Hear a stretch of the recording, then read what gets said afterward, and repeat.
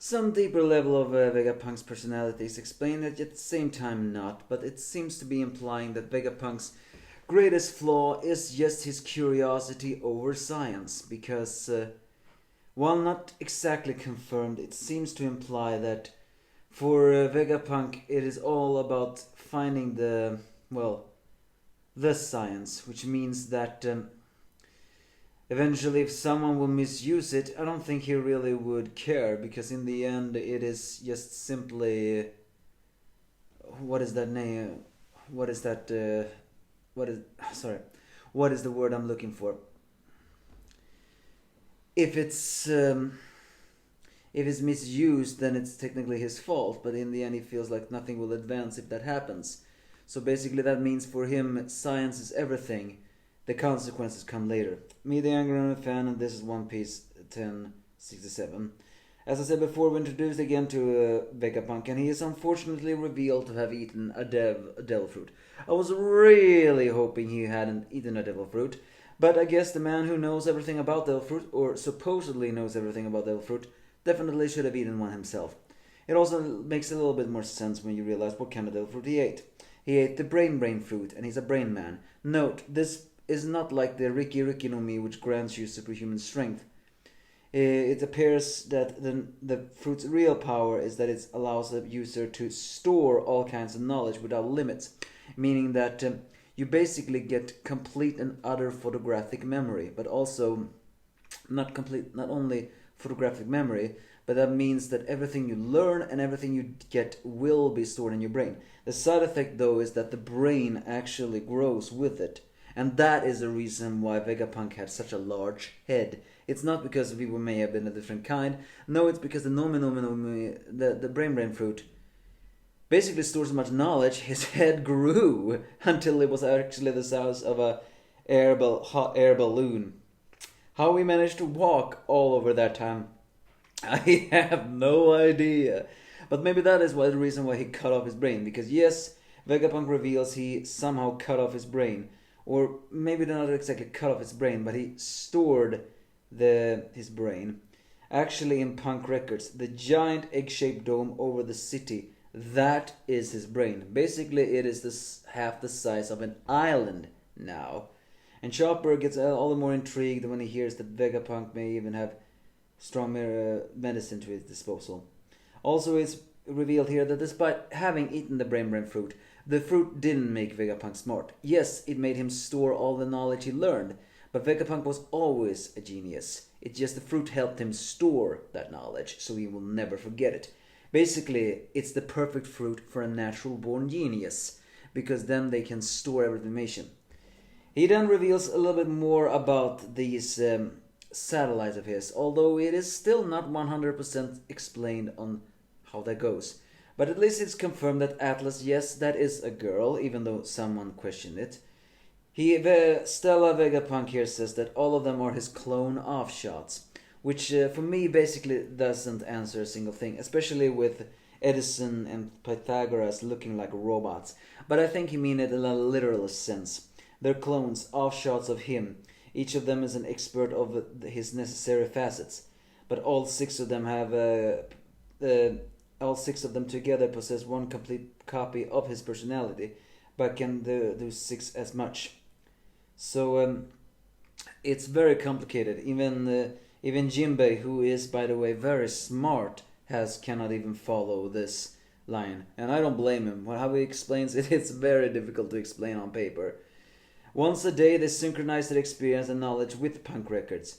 Because their personality and duties are distinct, each one of the experience are worthwhile and unique. Apparently implying that since each of them have a different personality of Vegapunk that is strengthened, what they experience and what they learn is completely different from what Vegapunk would have learned himself, meaning he gets even more knowledge of it. And since they're clone offshots of him, it appears they all are using the Punk Records. Because Vegapunk better explains it by saying that Punk Records is kind of like a big giant library. If every world have access to his brain, they would basically learn everything he had learned, sharing knowledge. So it appears the satellites are each created with the capability of sharing Vegapunk's knowledge, even though they haven't eaten the brain fruit, although it's not exactly confirmed if they ate a copy of it. But no, it appears that Vegapunk may have created these clone offshots with a symbolic power or way to access the Punk records, and thus they share. Punk Records shares the knowledge that Vegapunk has learned to them, and they continue his research and share their knowledge to the Punk Records, effectively making it grow even more. And Vegapunk finally reveals his dream. He wants to create a sea of knowledge. And basically what he wants to create is an internet, a thing where everyone can share his knowledge, which Chopper gets excited for, but it's only Jinbei who is cautious of this, saying, if everyone has access to that, wouldn't that be dangerous? And Vegapunk is a very smart, says that Jinbei is very smart, but also says science will never advance if we spend all time worrying about it. Again implying that while Vegapunk is smart, his biggest fatal flaw is his curiosity of knowledge. Meaning that he may very well not care of... or it's not that he doesn't care, it's more the fact that he doesn't really expect... Or maybe that's also the wrong word. What is the word I'm trying to find here?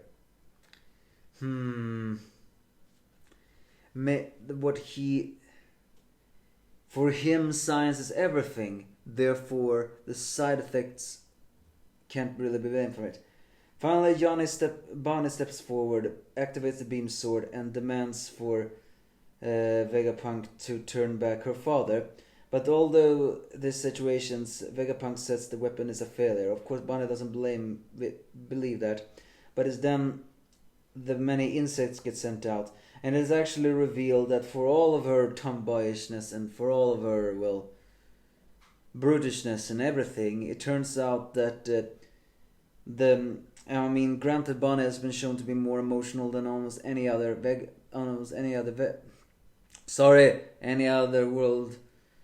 world's generation, but it's kind of comedic that someone as a feared pirate as her is actually scared of bugs.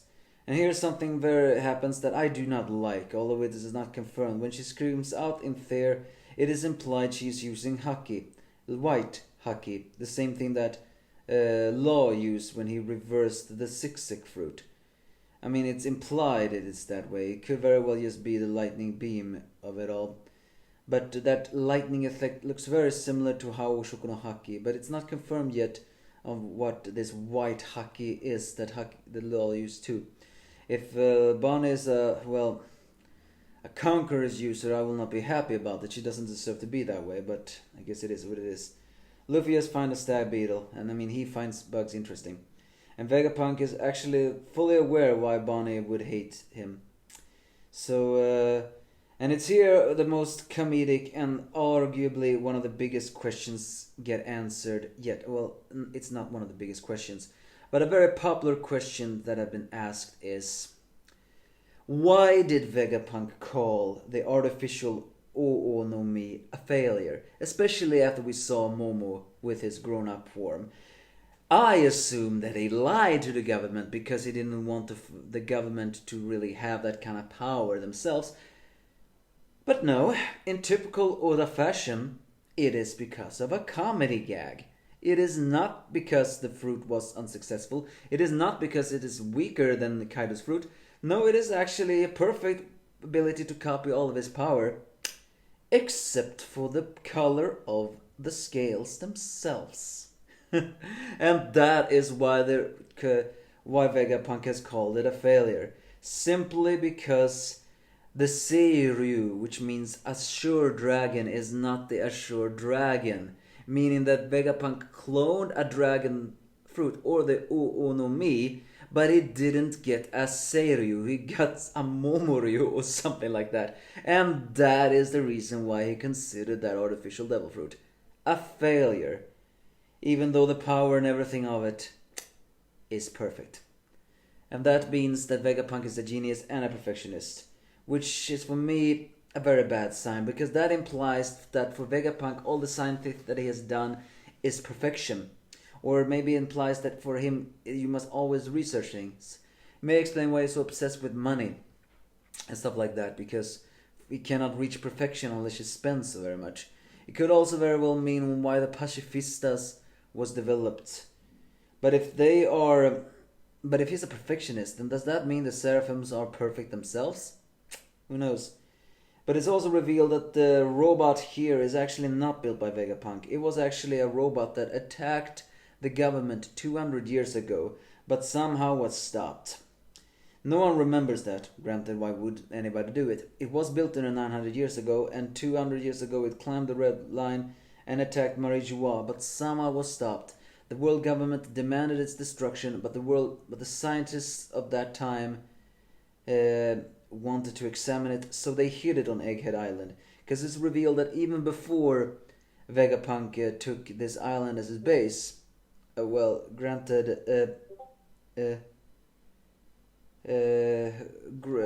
granted, sorry, I got sidetracked. Granted, Vegapunk had Punk Hazard as his base, so maybe he made, Egghead his base afterwards. But Egghead had always existed, so who knows really. But it is also revealed that Shaka is showing them through a video feed, which means that now the rest of the crew find it there. Sanji once again shows his blushing ugly face about seeing Bonnie. And Vegapunk says that he has something to give to Bonnie, but also says to Luffy if he can take him off Egghead Island. Finally, the government ships arrive, where with the Rob Lucci, Kaku and Stussy now wielding masks to show us how powerful they are. And we also see that the Seraphim Kuma now finally have the right hair color. And they want to get into the intro and also want to finish Yuri Bonnie there. Of course, Lilith wants to enter them because she's evil, but Shaka actually refuses, says to everyone to find combat. But finally, we get back to the Revolutionary Army, where they are trying to repair Kuma, but Kuma is suddenly moving and tries to run away for very unexplained reasons, as his friends, especially the founders Dragon and Ivankov, says to him, "Where are you going? We're only getting started. This is where revolutionary really begins." Which means that finally the revolutionary will take the spotlights and begin their move. But why is Kuma moving? Very likely because he can sense that his daughter is in trouble. Is that implying that there's actually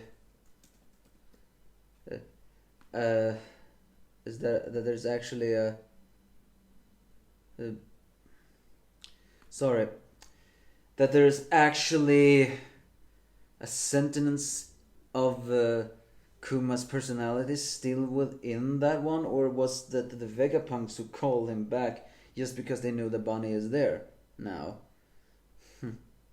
I don't know. What do you think? Either way, somewhat interesting chapter. Nothing too big, but we see a little bit more. And but if the devil fruit power of the nomi or the brain fruit can be used to, well, create everything like that, then and create the internet, then one wonders really how corrupted the world will be. I mean, we have internet and we can't live without it. I know for a fact I can't. But we also can say that if we didn't have internet at all, would the world be a safer place? Well, that's the problem, isn't it? It will both be a safe place and not a safe place. Because that's just how the world works. Give me your thoughts if you have any.